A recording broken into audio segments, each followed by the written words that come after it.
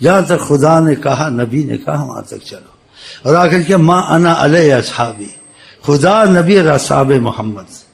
اور چوتھا تمہارے کوئی شیخ ہوگا اس طریقے سے چلائے تو ٹھیک ہے، اگر وہ اپنا بھی بیچ میں مسئلے لگانے لگ جائے تو اس میں چپ ہونا، خدا رسول تک اور صحابہ تک چلنا، آگے نہیں چلنا. کہ تم کو آقا نے یہ تعلیم دی، آگے خطرہ ہے، اور آگے چلنا بھی ہے کسی شیخ تک تو نہیں چلنا بالکل. اگر چلنا ہے، اگر واقعہ حقیقت میں اس سے تمہارے اور آقا کے بیچ میں فضا بنائیے، پھر اس کے ساتھ چلنا، سمجھ میں آئے نہ آئے. اگر وہ مقبول نہ ہوتا اور انہوں نے اس کو نہ بٹھایا ہوتا وہ اپنی رسائی کے لیے، تو تمہارے اور آقا کے سامنے فضا نہیں بن سکتی تھی. بن سکتی تھی؟ ناممکن. اس کی ایسے شیخ کی بات ماننی ہے بغیر سوچے سمجھے، اندھا ہو کے چلنا کہ اس نے تمہارے رسول اللہ کے ساتھ رابطہ کرا دیا ہے، فضا بنا دی ہے. وہ فضا کی صورتیں مختلف ہیں، ان کی محبت، ان کی طاعت میں دل زیادہ لگ گیا، دل ہر گیا، یہ ایک فضا ہے. ایک فضا ہے ان کو اچانک محسوس کرتے ہو، یہ بھی فضا ہے. ایک فضا ہے کبھی تم کو زیارت ہو جاتی ہے، یہ بھی فضا. ایک فضا کبھی وہ تم کو دیکھتے ہیں تو حجابات ہٹاتے ہیں، تم ان کے پاس بیٹھے ہوتے ہو قریب، وہ تم سے باتیں کرتے ہیں. ایسے شیخ کی بات ماننی ہے جس نے اس حد تک تم کو پہنچایا ہے. اس حد تک نہیں پہنچایا، بڑی احتیاط کرنی ہے، اس سے بحث نہیں کرنی ہے. بس کہنا جہاں قرآن سے کہ تو میں نے سن لیا تو کروں گا، آگے جو کہتے ہیں ان کو برا بھلا نہیں کہتا ہوں، واللہ عالم، اس بات کو نہیں کرنا. چاہے شیخ یاسین ہے، شیخ امین ہے، نہیں کرنا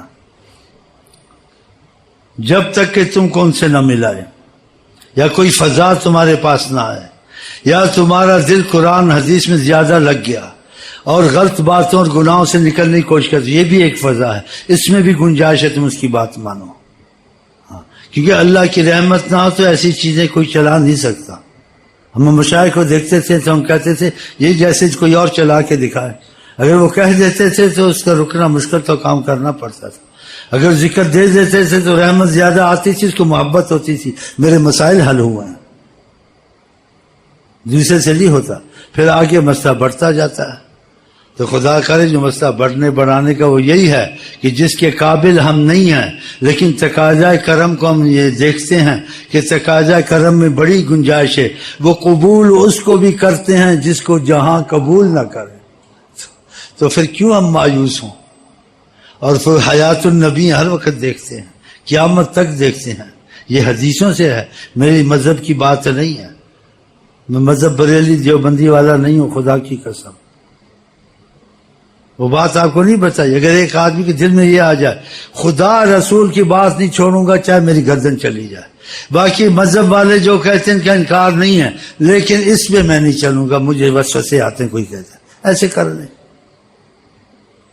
اس کی غلطیاں بھی ہوں، یہ بھی ہوں، اس نے جان کے نہیں کیا، اس نے احتیاطاً کیا، وہ سب معاف ہے. واصل خدا واصل رسول ہو سکتا ہے.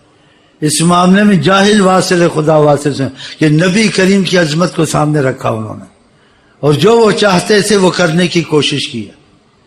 مذہب میں گھسے، زیادہ چکروں میں گھسے ہیں جی، زیادہ صوفیہ کی کتابوں میں گھسے، خدا سے بھی دور ہوئے، نبی سے بھی دور ہوئے، اور شرک کر کے مرے.